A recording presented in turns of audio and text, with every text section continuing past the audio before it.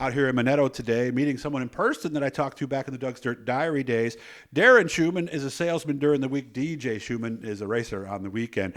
He just finished his rookie season at Oswego in a small block super, and we'll show that to you when he's talking to us in just a minute. Rookie of the year and fourth in points. Started go-karts at age 9, did that until he was 29, started in micro sprints in 2017, and like we said, did well there. These are the 600s, pretty much on dirt, won 3 times, but he decided to do a new challenge last year, and as a casual observer, DJ, I will talk to Darren later, seems like things went pretty well at Oswego last year. Were you happy with it?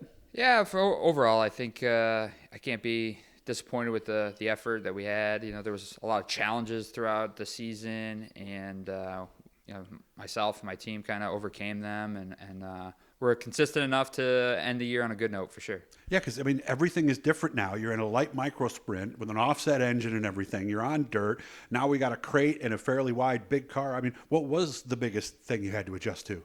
Yeah, I think the big car was a huge thing for me, and you really had to, you had to muscle it a lot more than I was used to. The finesse of a dirt car, the small blocks, anyways, you have to really kind of muscle it. Definitely the power was a little tough. My first race was actually at Evans Mills last year, and my first green flag in a heat race. Green flag dropped, stepped on the gas, spun the tires, and spun out. Really? Yeah, that was a little eye-opening, and we never did that again, but that was a lesson learned. So. Was it more just unfamiliarity with the track, or you were not expecting that much power from the crate? Or when we were racing the micro sprints, you stepped on the gas, and the car was more stable, even if it spun the tires. But most of the time, it just did a wheelie and you took off, right? There was a lot more grip on the dirt opposed to the asphalt. So you would think that would be the other way around. Yeah, no, these hard tires, until they get heat in them, they don't really grip the way I was accustomed to at the time. So. So there's a big difference between that first lap and lap 5. Yes, for sure. Okay, so that must have been a huge thing for you there. Yeah, I think and that's why you see at Oswego they give the cars before the feature a number of laps to kind of warm up. Get a little bit heat in the Hoosiers, as they call it. And that makes a big difference. So. Yeah, I know sometimes in the microds and stuff too, they'll do that, give them a couple laps just to get the heat in there. Of course, everything is different. You were shifting the 600 micro with your left hand, by the way, which is a whole different thing. So how was the cockpit getting used to? Yeah, it was actually, a lot different for me. I was quite uncomfortable for most of the year. I think that kind of limited me actually a little bit. We made some large adjustments this off season to try to give me a little bit more space. Got a custom Butler built seat put in the car, widened it out a little bit, and I think I'm looking forward to this year being a little bit more comfortable. I think that'll help me as a driver. Okay. Now these 2 speeds, the transmission? They're three speed. Okay. Yeah, pretty much just run in third gear though. Oh, okay. Yeah. You start off and you shift out of the pits, and then you put it in third and go. And then so what do you have to do? Like if you lock it up or something, and you have to got to put it back into neutral and start it back up. So. Okay. Yeah. And if you go backwards. Yeah, I haven't had any issues with that myself. I know, like with the supers, you'd have to back them off or whatnot, but I haven't gone through that myself with this. So. Foot clutch or hand clutch? Yes, foot clutch. Okay. Yep. So not that different than driving a street car almost, huh? No, that was the easy part. That was the easy part. How about learning Oswego?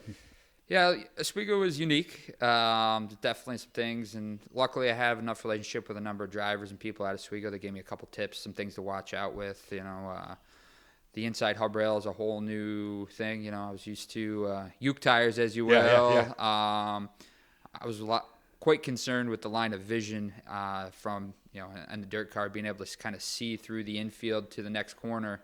And not being able to do that at Oswego was interesting. But just like anything else, you get accustomed to it, and it just comes naturally. Yeah, because I've heard the first couple times you go around, you go into turn 1, and there's that big wall on the inside. You can't even see turn 2 when you're in turn 1, can you? Nope. And I think that a lot of times you see some accidents because of that. Because you can't look ahead too far. Yeah. But what was it like the first lap? I mean, was it as big as you thought it was going to be, or was it more just trying to figure out where to be? It wasn't that bad to be completely honest, the first lap we weren't going as fast as we could be going, so it kind of felt slow, it felt smooth, and my best friend Mark said, yeah, definitely smooth and slow at 20-second laps. So we had to pick up the pace a little bit, but we got down to speed or close to in our first practice session. We got down to 19.5s. Is that a good lap? Yeah, 18. We got to be below 19 seconds to win a Okay. race, in my opinion. Which we have yet to be. 19.0 was the best we got down to throughout the season last year. But Is that experience with the car or both? I think it's a lot of both. Experience in the car. We had quite a bad wreck there at one point in the middle of the year, and then again at the end of the year. And I think we chased some bent parts and some things like that for a good portion of the year. And Okay. that was a little bit of a frustrating learning Yeah. curve for me. But Okay. Would Yeah. you do back it in or hit it nose first? nose first, hit the right front into the the turn 3 wall, and ended up bending some stuff in the front steering and just never reacted the same until we ended up finally just replacing everything. Well, what was needed to replace that you hadn't replaced initially? Some of the steering arms, the steering rack, and lower and upper control arms. So was it just inconsistent at that point, or Exactly. was it? Yep. Okay. Wasn't reacting to changes that it used to react to, and Mm-hmm. kind of lazy, so to speak. So. Okay.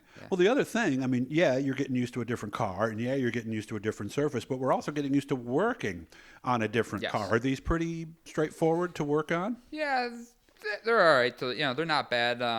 For me, it's very simple. I do most of the work myself. Not that I don't have any help. Right. Mark Johnson and my father, Mark Shuman, my father-in-law, Larry Lee, both are all help me with this when they can. But I'd say I probably do 80% of the maintenance on it and the work. And Okay. if something happens, they show up though. We have a bad wreck or whatnot. Guys are in the garage and helping me get it back together. So. Yeah, some guys have said this is almost an IMCA modified with a different body. Is that kind of true? Yeah, a little bit. I mean, especially I'm not for the super front familiar end, with right? the IMCA's, but yeah. Well, the A-frames and all of that, Yeah. it seems pretty It's very basic. similar. It's very basic, yeah. Yep. So that part of it and making the adjustments, you've improved on that? Yeah, we had a lot of help. Ray Hedger and both Russ Brown and Ray Hedger were some good people to help yeah, you out. instrumental in kind of getting me tuned in, and I think that was part of why we got the adjustments dialed in right away, and the driving just had to follow. Gotcha. By the way, our trip here today sponsored by the good folks at Garofalo's. If you, of course, are going to Oswego Speedway, you go right by there. 9th Street and Division Street. You've been there a time or two, I would imagine, Yes, right? yes, yes. Like an Chicken old, wings.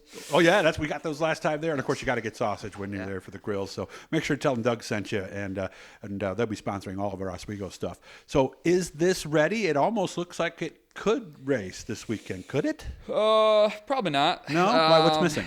We just finished building the body, so that's why it's all together like it is now. Underneath it, there's quite a bit that still needs to be done. Some fuel lines. Doesn't have a mag or ignition system in it at the moment. Still needs to be scaled and set up and all that kind of stuff. So, Solid weekend? I think probably, a good solid long weekend or, 2 weeks we could have it ready. But this is my busiest time of year for work. So it'll probably have to wait till we get a little bit closer at this point. So. Only about 2 minutes left. Do we approach this season with any particular goal? Because I know you want to get to victory lane. Have you been close? Yeah, we had 3 top 5s, I believe, last year at the beginning of the year. So I think we had one that I really think got away from us, and I think the goal is not only to have podiums, but we want to win a race. So that's the ultimate goal, period. Is it possible, or do you still need to pick up a little more time and maybe drive a little harder or something? Because you told me you're not under 19 yet for a lap time. Yeah, I think we made some chassis adjustments, some driver comfort adjustments. I definitely am confident that it's in the realm of possibilities for this year. So. Oh, 62. You said that's a family number. Yes, my grandfather, one of his numbers back long time ago. Nice. Yes. Well, when you get things going and you get that win, we've got each other's numbers now. We'll There make you sure go. we talk, We'll do an interview. and I'll make sure I come back out. And if you get your daughter racing, make sure to let me know. All right, you know thank you. So nice to meet you in person, and I hope you have a great season. Guys, hit the blue E down there. Hit the likes, subscriptions, turn on your notifications. Hit the super thanks if you want to help us out a little financially.